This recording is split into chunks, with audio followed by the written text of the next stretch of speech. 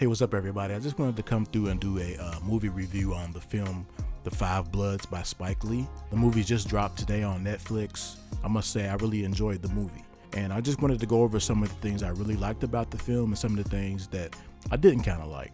Of course, everybody knows Spike Lee. He's one of the most outstanding black film directors, producers, filmmakers, screenwriters of all time.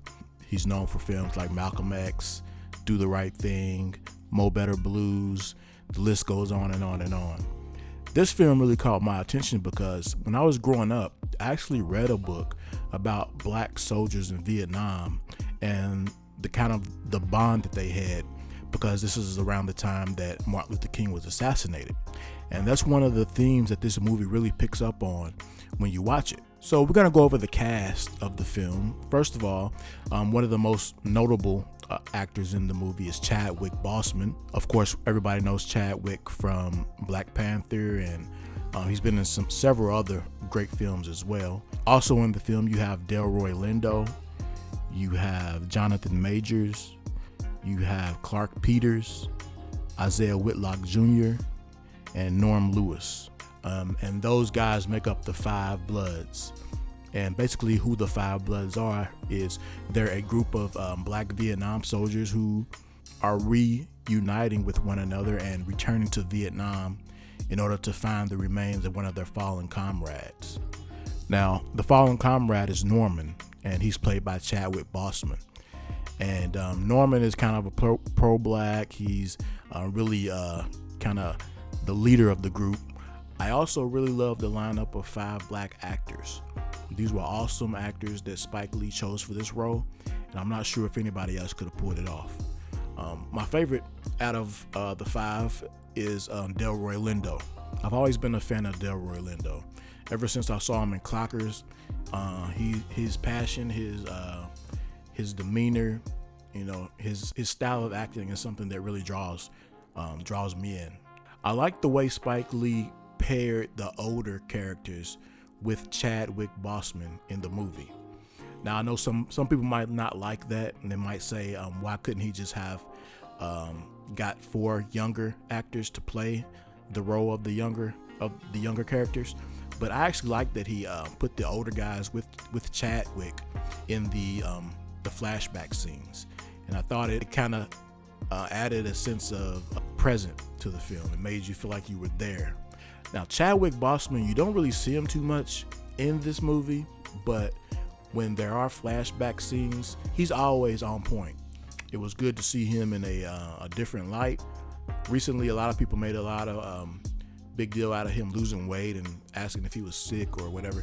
I'm not sure if he lost the weight for this role, but he definitely looked a lot different than he normally looks, like in Black Panther or whatever. But as far as his acting, he was awesome. Some of the other things that I really enjoyed about this movie was the cinematography. Obviously, I would have loved to see this movie in the actual movie theaters, but with the COVID pandemic going on, I'm glad that Netflix was here to provide Spike Lee with a way to get this movie out to the people. It threw me off at first, but Spike Lee, when he did the flashback scenes, he actually changed the dimensions of the film. It kind of went from a widescreen to a kind of like a different aspect ratio. So that kind of threw me off. I thought something was actually wrong with my TV at first, but you can kind of see that when he goes to the flashbacks, the camera's different because it has like a older film grain to it. So I kind of like that. It threw me off at first, but it kind of grew on me as the film progressed. Now, some of the things I didn't like about the movie. Obviously, we have a lot of Vietnam era movies. I was glad that this one finally kind of put a spotlight on black soldiers. We have Vietnam movies like Hamburger Hill and Apocalypse Now, Rambo, and you always have this one black soldier who's the hip guy. Hey, what's up? On the black hand side, yo, brother, got the afro and the pick. But you never go into what they actually experienced when Martin Luther King was assassinated. So I'm glad that movie touched on this, but I didn't understand why Spike Lee had to include the three white actors. It's kind of like he had these three random white actors that he just had to put in the film for some reason. It was kind of random to me. I didn't see a need for them in the movie. Kind of threw me off a little bit. So that's one thing I didn't really like. I don't have anything against white actors. I'm just saying it kind of threw me a little bit. I really liked how Spike Lee used vintage black and white archive footage of Martin Luther King and Muhammad Ali and Stokely Carmichael and all these other black figures who were in the civil rights movement during the Vietnam War. I thought that gave the film a Spike Lee edge, and that's one of the reasons I really love watching Spike Lee films, is because he always puts something unique in his films. Another scene from the film that really caught my attention was when the Vietnamese radio host announced to the black soldiers that Martin Luther King had been assassinated. Obviously, the Vietnamese radio host is on the other side during this conflict, and the host tries to appeal to the black soldiers who were fighting for a country in which their great leader Martin Luther King was assassinated. And you see Otis and some of the other guys who are upset and they want to go out and kill some white soldiers for revenge. And Norman, him being the level-headed leader that he is, he kind of calms them down and gets them to find better ways to express their anger. I loved the aerial shots, the cinematography, and some of the scenery that you see in this movie.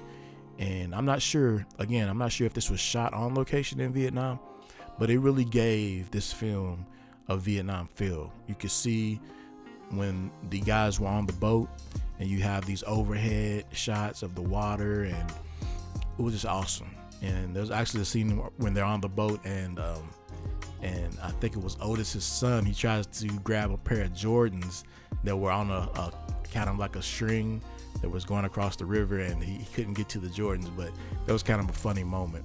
I'm glad that Spike Lee gave a shout out to Morehouse in this film, as he always does. He's always putting black colleges and his alma mater on the main screen, and that was awesome to see. So I was really looking forward to the Five Bloods. As I said before, I read a book called, I believe it was called Blood Brothers, when I was in high school, about black soldiers and their fight in Vietnam. And I'm always interested in finding artifacts and finding remains and finding things that were left during wars, so that's one of the reasons why this film caught my attention. I would love to be able to go to down south, like Alabama, Mississippi, and just do like a metal detecting on an old Civil War battleground to see what some of the black troops may have left behind, and that's one of the things I've always been passionate about. So all in all, without giving too many spoilers, I have to take my hat off to Spike Lee. He did an awesome job on this film. I know a lot of people aren't going to like it, especially probably the younger crowd, because the Vietnam War seems ages ago. But I'm glad that he included at the end, he tied the movie back into the Black Lives Matter movement and kind of reconnected with the younger generation. And I'm glad he had the younger character in this film as well, who kind of connected with the younger audience as well. So all in all, I would definitely recommend watching The Five Bloods if you haven't already. Hats off to Spike Lee, hats off to Netflix. If you want to see some more reviews, give me a thumbs up, leave a comment below. What did you think about the movie? Hopefully I'll see you all next time. Peace.